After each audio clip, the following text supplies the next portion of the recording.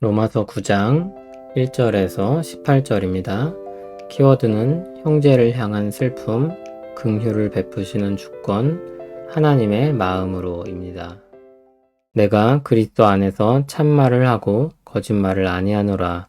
나에게 큰 근심이 있는 것과 마음에 그치지 않는 고통이 있는 것을 내 양심이 성령 안에서 나와 더불어 증언하노니, 나의 형제 곧 고륙의 친척을 위하여 내 자신이 저주를 받아 그리스도에게서 끊어질지라도 원하는 바로라. 그들은 이스라엘 사람이라. 그들에게는 양자됨과 영광과 언약들과 율법을 세우신 것과 예배와 약속들이 있고, 조상들도 그들의 것이요 육신으로 하면 그리스도가 그들에게서 나셨으니 그는 만물 위에 계셔서 세세의 찬양을 받으실 하나님이시니라. 아멘. 그러나 하나님의 말씀이 폐하여진 것 같지 않도다.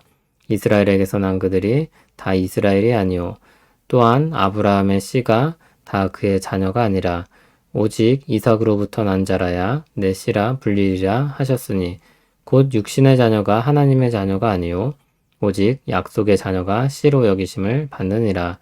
약속의 말씀은 이것이니, 명년 이때에 내가 이르리니 사라에게 아들이 있으리라 하심이라.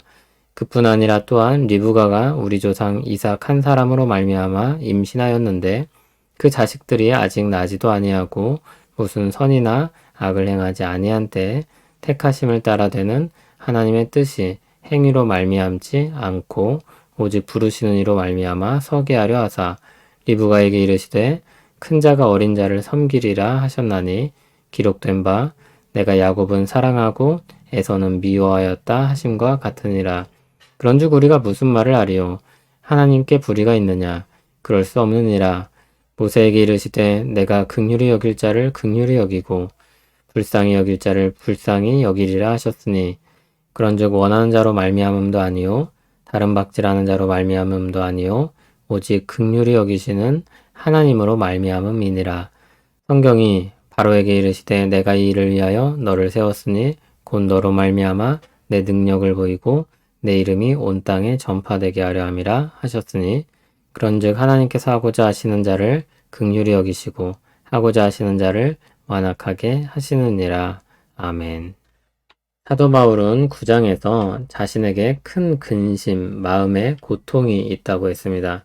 자신의 나라 이스라엘을 향한 마음입니다.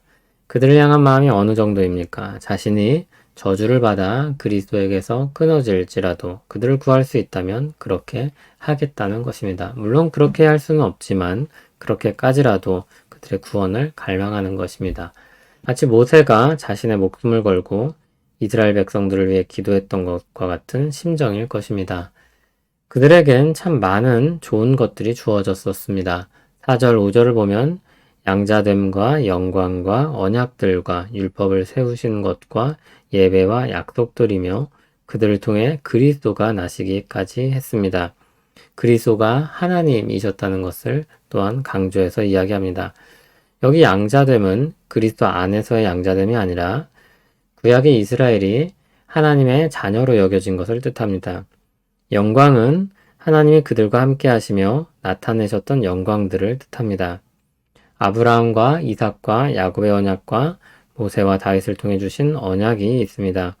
또 하나님의 뜻을 알리신 율법이 주어졌습니다.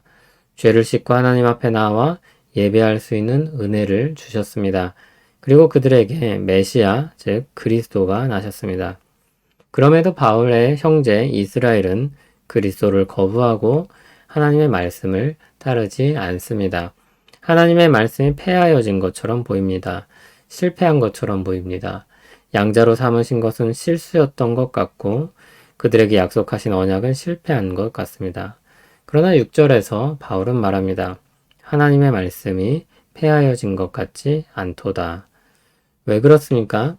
이스라엘 민족의 혈통이라고 해서 다 이스라엘이 아니기 때문입니다.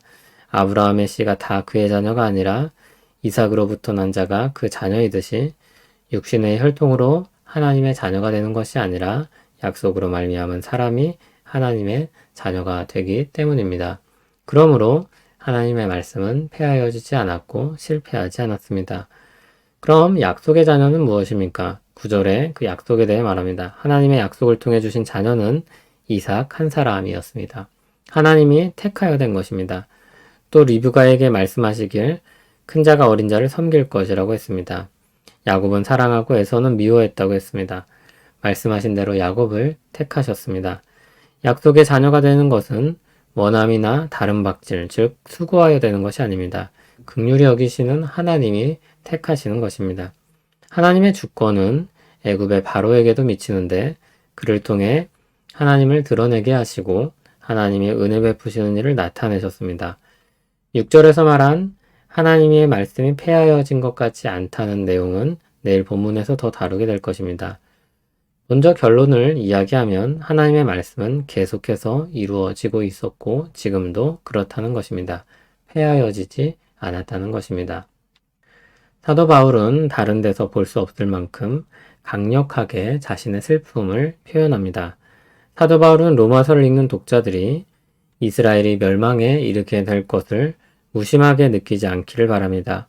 하나님의 긍휼의 마음을 품기를 바랐습니다. 그 마음은 아직 믿음이 없는 타인을 향해 신자들이 가져야 할 마음이기도 합니다. 우리가 구원받았다는 확신에 안주하지 않고 그 큰 사랑으로 말미암아 세상을 바라보도록 하는 것입니다. 그럼 6절 아래는 갑자기 왜 이야기하는 것입니까? 어떻게 이해해야 합니까? 아브라함을 통해 이삭과 이스마엘이 태어났지만 약속의 자녀는 이삭이었습니다. 리브가를 통해 에서와 야곱이 태어났지만 약속의 자녀는 야곱이었습니다. 사람 편에서는 그 어떤 영향을 줄 수 없었습니다. 하나님의 주권적인 선택이었습니다. 하나님의 주권적인 선택을 강조하기 위해 바로의 일도 언급했습니다. 바로는 감독이신 하나님에 의해 불려진 배후에 불과했습니다. 바로의 완악함을 통해 하나님의 위대함이 온 세상이 선포되었습니다. 한편 하나님은 이스라엘에게는 긍휼을 베푸셔서 하나님의 은혜로움을 온 세상에 드러내셨습니다. 우리의 구원이 우리로 말미암은 것이 아니라 전적인 하나님의 주권과 은혜로 온 것입니다. 그것을 기억하게 하는 것입니다. 우리가 긍휼을 입었다는 것을 기억하고 겸손하고 감사하게 하는 것입니다. 그리고 그 긍휼의 마음으로 사람들을 바라보게 하는 것입니다. 우리 곁에도 믿음을 가지지 않은 사람들이 있을 것입니다. 나는 믿었으니 괜찮다거나 나는 믿었는데 왜 믿지 않냐거나 그렇게 자신을 다른 사람들과 구분해서는 안 될 것입니다. 나도 긍휼을 입었는데 그들에게도 하나님의 긍휼이 필요하며 그 은혜가 베풀어지길 바라는 마음을 가져야 할 것입니다. 하나님의 긍휼과 사랑이 우리 안에 가득 차올라야 하는 것입니다. 하나님의 마음 담기를 그 마음으로 세상과 우리 곁을 둘러보기를 바랍니다. 하나님의 긍휼을 입어 구원의 은혜를 누립니다. 은혜 아래서 겸손히 엎드려 주님을 찬송합니다. 찬양받기 합당하신 하나님, 모든 영광 받으시옵소서. 우리 마음을 주님의 긍휼로 채워주시고 그 시선으로 우리 주위를 둘러보게 하옵소서. 사랑으로 기도하며 복음을 전하게 하옵소서. 예수님 이름으로 기도합니다. 아멘.